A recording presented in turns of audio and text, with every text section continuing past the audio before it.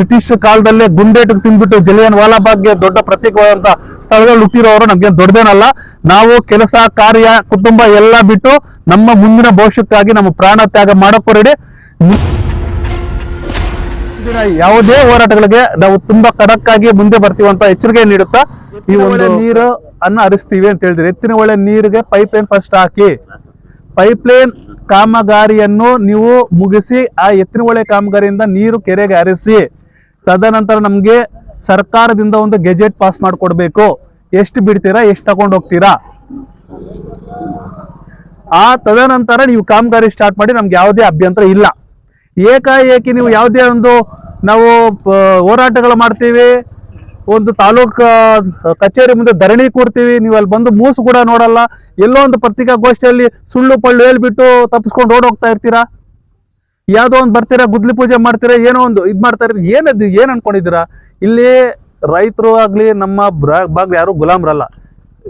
ಏನು East India company ತರ ನಾವು ಎಲ್ಲೋ ಬರ್ತಾ ಇದೀವಿ, ನಾವು ಆಳ್ತೀವಿ, ಏನಾದ್ರೂ ರೂಲ್ ಮಾಡ್ತೀವಿ, ನಡೆಯುತ್ತೆ ಅಂತ ಹೇಳಿದ್ರೆ ಅದು ನಿಮ್ಮ ಒಂದು ಏನ್ ಹೇಳ್ತೀವಿ ಅದನ್ನ, ನಿಮ್ಮೊಂದು ಹಗಲು ಕನಸು ಅಷ್ಟೇ. ಇಲ್ಲಿವರೆಗೂ ನಾವು ಗಾಂಧಿವಾದಿಗಳಾಗಿ ಶಾಂತಿಯುತವಾಗಿ ಸತ್ಯಾಗ್ರಹ ಮಾಡಿಕೊಂಡು ಸತ್ಯಾಗ್ರಹ ಕೂತ್ಕೊಳ್ತಾರ ಒಂದು ಧರಣಿ ಮಾಡ್ಕೊಂಡು ಬಂದಿದ್ದೀವಿ. ಇಲ್ಲ ನಾವು ಮಾಡೇ ಮಾಡ್ತೀವಿ ಅಂತ ಹೇಳಿದ್ರೆ ಇನ್ನಿಂದ ನಾವು ಗಾಂಧಿ ತತ್ವ ಬಿಟ್ಟು ನೇತಾಜಿ ತತ್ವವನ್ನು ನಾವು ಕೈ ಹಿಡಬೇಕಾಗುತ್ತೆ. ಈ ಕಾಮಗಾರಿ ಇಲ್ಲಿಗೆ ನಿಲ್ಲಿಸ್ಬೇಕು. ನಮ್ಮ ಕರೆಗೆ ಏನು ಎತ್ತಿನ ಹೊಳೆ ಪೈಪ್ ಲೈನ್ ಇದೆಯೋ ಅದನ್ನ ಅದಕ್ಕೆ ಇದು ಮಾಡಿ ಅದಕ್ಕೆ ನೀರು ಹರಿಸಿದ ಮೇಲೆ ನೀವು ಕಾಮಗಾರಿ ಇದನ್ನ ಪ್ರಾರಂಭ ಮಾಡ್ಕೊಂಡು ನಮ್ದು ಯಾವುದೇ ಅಭ್ಯಂತರ ಇಲ್ಲ. ಇಲ್ಲ ನಾವು ಮಾಡೇ ಮಾಡ್ತೀವಿ ಅಂತ ಹೇಳಿದ್ರೆ ನಾವು ತಡೆಯೋದಲ್ಲ. ಇದನ್ನ ಈ ಒಂದು ಹೋರಾಟ ತುಂಬಾ ಉಗ್ರ ರೂಪಕ್ಕೆ ಹೋಗುತ್ತೆ. ಇಲ್ಲೇ ಬಂದು ಇದೇ ರಸ್ತೆ ತಡೆ ಮಾಡ್ತೀವಿ, ರಸ್ತೆಯಲ್ಲಿ ಮಲಗ್ತೀವಿ. ನಾವು ಯಾವುದೇ ಸಾರ್ವಜನಿಕ ತೊಂದರೆ ಮಾಡ್ಬೇಕಂತ ಉದ್ದೇಶ ಅಂತಲ್ಲ, ನಮ್ಮ ಮುಂದಿನ ಪೀಳಿಗೆ ಇದು. ಇವತ್ತು ನಾವು ಕೈಕಟ್ಟು ಸೋಮಾರಿಗಳ ಕುಲ್ತ್ರೆ ನಮ್ಮ ಜೀವನವೆಲ್ಲ ಹಾಳಾಗೋಗುತ್ತೆ. ತಿರ್ಗಿ ನಾವು ಊರು ಬಿಡಬೇಕಾಗುತ್ತೆ.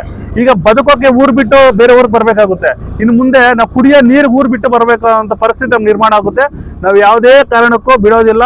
ಯಾವುದೋ ಒಂದು ಕೇವಲ ಒಂದು ಕಾಮಗಾರಿ ಮಾಡಿದ ಒಂದು ಗುತ್ತಿಗೆದಾರರ ಬದುಕಿಸೋಕೆ ನಿಮ್ಮ ಒಂದೇನೋ ಮಾತು ಅಹಮ್ಮಿಂದ ಏನೋ ನನ್ನ ಮಾತು ಗೆಲ್ಲಿಸ್ಕೋತೀರಿ ಅಂತ ಪಟ್ಟಿಡ್ದು ಕುತ್ಕೊಂಡಿದ್ರೆ ನಾನು ಬಿಡೋಕ್ಕಾಗುತ್ತಾ?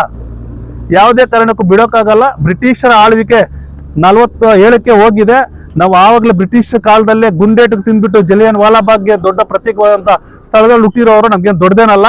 ನಾವು ಕೆಲಸ ಕಾರ್ಯ ಕುಟುಂಬ ಎಲ್ಲ ಬಿಟ್ಟು ನಮ್ಮ ಮುಂದಿನ ಭವಿಷ್ಯಕ್ಕಾಗಿ ನಮ್ಮ ಪ್ರಾಣ ತ್ಯಾಗ ಮಾಡಕ್ಕೂ ರೆಡಿ. ಮುಂದಿನ ಯಾವುದೇ ಹೋರಾಟಗಳಿಗೆ ನಾವು ತುಂಬಾ ಕಾಲ ನಮ್ಮ ಹೋರಾಟ ಏನಂತ ಮೊದಲಿಂದ ಎಲ್ಲರಿಗೂ ತಿಳಿಸ್ತಾನೆ ಬರ್ತಾ ಇದೀವಿ. ನಾವು ನಗರ ಭಾಗಕ್ಕೆ ನೀರು ಕೊಡೋಕೆ ಯಾವುದೇ ವಿರೋಧ ಮಾಡ್ತಿಲ್ಲ. ಈ ಒಂದು ಅವೈಜ್ಞಾನಿಕ ಯೋಜನೆ ಬಗ್ಗೆ ಮಾತ್ರ ನಾವು ವಿರೋಧ ಮಾಡ್ತಿರೋದು. ದಯವಿಟ್ಟು ಇದು ಎಲ್ಲರಿಗೂ ತಿಳಿಲ್ಲ ಅಂತ ಹೇಳ್ಬಿಟ್ಟು ಮತ್ತೆ ಒತ್ತಿ ಹೇಳ್ತಾ ಇದ್ದೀವಿ. ಅವೈಜ್ಞಾನಿಕ ಅಂತ ಏನಕ್ಕೆ ಹೇಳ್ತಾ ಇದೀವಿ ಅಂದ್ರೆ, ಈ ನಮ್ಮ ವಾಟದ ಹೊಸಳ್ಳಿ ಅಮಾನಿ ಕೆರೆ ಇದೆಯಲ್ವಾ, ಇದು ಅಮಾನಿ ಕೆರೆ ಅಂತ ಹೇಳಿದ್ರೆ ಈ ಒಂದು ಕೆರೆ ಅಚ್ಚುಕಟ್ಟರಲ್ಲಿರುವಂಥ ಎಲ್ಲರೂ ಬಡಪಾಯಿಗಳು, ಕೇವಲ 1-2 ಎಕರೆ ಅಂತ ಇರುವಂಥ ರೈತರು. ಹೈನುಗಾರಿಕೆಯನ್ನು ಈಗ ಮೊದಲು ರೈತರು ಹೆಂಗಿತ್ತು, ಜಮೀನಿನಲ್ಲಿ ಉಳುಮೆ ಮಾಡಿ ಅದರಲ್ಲಿ ಬರುವಂಥ ಫಸಲಿಗೆ ಮಾರಿ ಜೀವನ ಮಾಡುವಂಥ ಸ್ಥಿತಿಯಿಂದ ಇವಾಗ ಹೈನುಗಾರಿಕೆಗೆ ಬಂದಿದ್ದಾರೆ. ಮನೆಗೊಂದು ಹಸು ದನ ಕರುಗಳು ಸಾಕುವಂಥ ಪರಿಸ್ಥಿತಿ ಬಂದಿದೆ. ಅದರಿಂದ ಜೀವನ ಮಾಡ್ತಿದ್ದಾರೆ. ಅದನ್ನು ಕೂಡ ಆಗ್ತಿರೋರು ತುಂಬ ಜನ ನಗರ ಭಾಗಕ್ಕೆ ವಲಸೆ ಹೋಗಿದ್ದಾರೆ. ಈಗ ನಮಗೆ ಆ ಕೆರೆ ಕೃಷಿ ಚಟುವಟಿಕೆಗಳಿಗೂ ಕೂಡ ಉಪಯೋಗ ಮಾಡ್ಕೋಬಾರ್ದು ಅಂತ ಹೇಳ್ಬಿಟ್ಟು ಕಳೆದ 7-8 ವರ್ಷದಲ್ಲಿ ಮೊನ್ನೆ ಜಿಲ್ಲಾಧಿಕಾರಿಗಳು ಅದಕ್ಕೆ ಏನು ಒಂದು ಷರತ್ತು ವಿಧಿಸಿ, ಕೇವಲ ಅದು ಕುಡಿಯುವ ನೀರಿಗೆ ಅದು ಅಂತರ್ಜಲ ಮಟ್ಟ ವೃದ್ಧಿ ಆಗಲು ಒಂದು ಉದ್ದೇಶದಿಂದ ಅದೇ ಕೆರೆ ನೀರನ್ನ ನಾವು ಯಾವುದೇ ಒಂದು ಕೃಷಿ ಚಟುವಟಿಕೆ ಕೂಡ ಉಪಯೋಗ ಮಾಡ್ಕೊಂತಿಲ್ಲ. ಆ ಕೆರೆಯಲ್ಲಿ ನೀರಿದ್ರೆ ಆ ಸುತ್ತಮುತ್ತಲಿನ 60-70 ಊರುಗಳಿಗೆ ಕುಡಿಯಕ್ಕೆ ನಮಗೂ ಇರೋದು, ಕುಡಿಯಕ್ಕೆ ಮೂಲನೇ ಈಗ ಅದೊಂದು ಕೆರೆ. ಈ ಒಂದು ವಿಚಾರಗಳನ್ನ ಮನದಟ್ಟು ಮಾಡ್ಬೇಕಂತ ಬೇಜಾನ್ಸಲ್ಲಿ ಹೇಳಿದೀವಿ. ಅವ್ರು ಹೇಳ್ತಿದ್ದಾರೆ ವಾರದ ಹೊಸಳ್ಳಿ ಕೆರೆಗೆ ನೀರು ಬಿಟ್ಟೇ ತಗೊಂಡು ಬರ್ತೀವಿ ಅಂತ ಸುಮ್ಮನೆ ಮಾತಲ್ಲಿ ಹೇಳ್ತಿದ್ದಾರೆ. ಹೆಂಗ್ ಬಿಡ್ತಿದ್ದಾರೆ?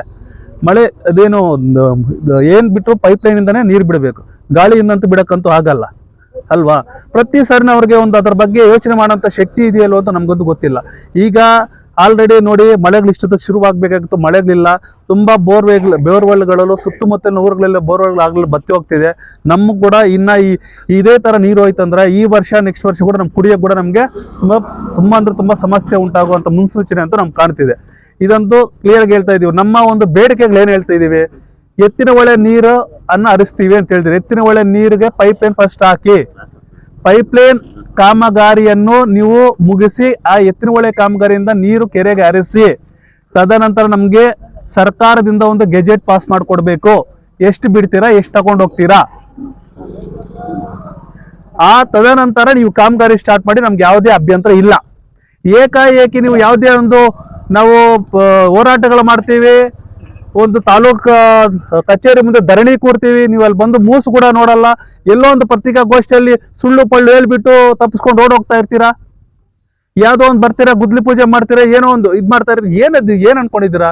ಇಲ್ಲಿ ರೈತರು ಆಗ್ಲಿ ನಮ್ಮ ಭಾಗ ಯಾರು ಗುಲಾಮ್ರಲ್ಲ. ಏನು ಈಸ್ಟ್ ಇಂಡಿಯಾ ಕಂಪ್ನಿ